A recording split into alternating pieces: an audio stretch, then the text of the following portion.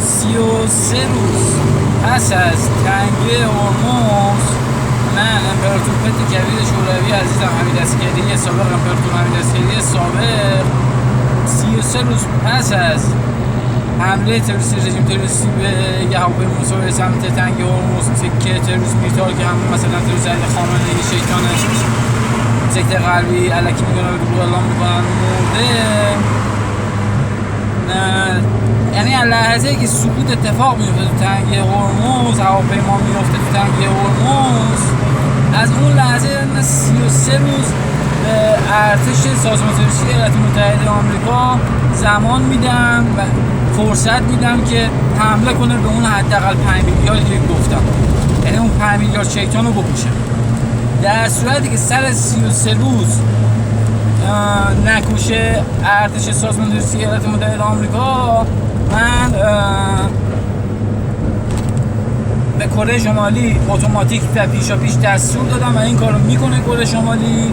که حمله میکنه به هم سازمان تروریستی ایالات متحده آمریکا هم 5 میلیارد شیطان دیگه. مردم یه تعدادی مظلوم تو سازمان تروریستی ایالات متحده آمریکا وجود داره، به خاطر این مظلومی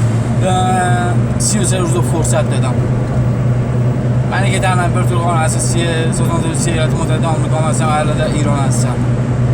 و الان دارم رانندگی میکنم و اینکه مردن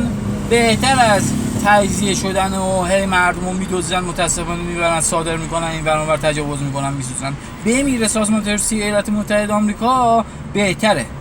تجاوز که میدوزن مثلا با کشتی‌های مختلف و غیره میفرستن مثلا قاره‌های مختلف مثلا مردم سازمان تروریستی ایالات متحده آمریکا رو، تجاوز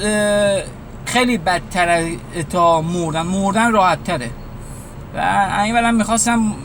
برنامه‌شو دارن و میخواستن و میخوان که سازمان تروریستی ایالات متحده آمریکا رو تجزیه کنن. متاسفانه که اینا هم تجزیه کنندن، این رژیم تروریست سازمان تروریستی ایالات متحده آمریکا هم تجزیه کنندن، هم دیگرانو صادر میکنن و ژنتیکی میسازن و میدوزن و متاسفانه صادر میکنن و که تجاوز میشه بهشون. تجاوز بده، کسی میخواد بهش تجاوز بشه بمیره راحت تره. من در صورتی که برای فرض مثال بخواد مثلا چیزی که واسه خودم میخوام همینه، مثلا یه جا اسیر شم اسارت مثلا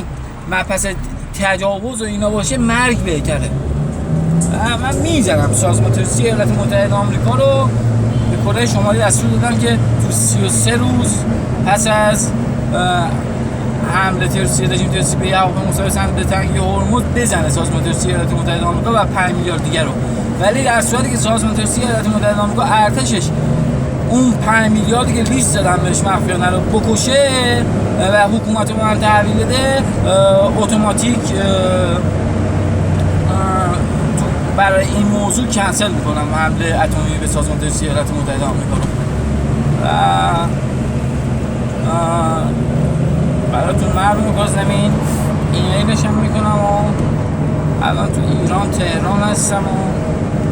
کد ملی من در ایران از 201037 982 خط تیره 4 و سوشال سکیوریتی و سازمان تروریستی ایالات متحده آمریکا 0641 3747 و نه به هم نه قانون اساسیش اجرا شد که امپراتورم، که یکی از جایی که امپراتورم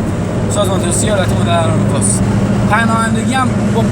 گرفتاری و بدبختی بهم دادن اصطلاحاً، یعنی با هر جور که میتونستن اذیت کنن. بعد پاپوشم برام درست کردن، نزدیک 2 سال زندانی کرده بودن، حدوداً 2 سال و به صورت مکرر مختلف.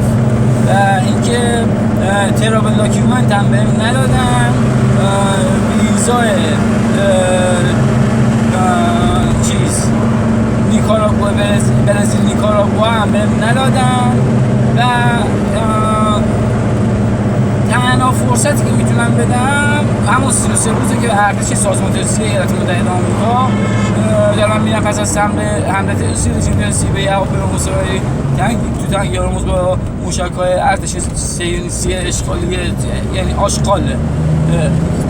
اشغالگر صهیونیست تروریست، مرگ بر فلسطین و مرگ بر اسرائیل و مرگ بر این همشون و کل منطقه رو باید بزنی تو ارتش سازمان تروریستی ایالات متحده آمریکا تو فرصت 33 روزه و چند میلیارد دیگر رو که بشه کلا حدوداً 5 میلیارد. و اینکه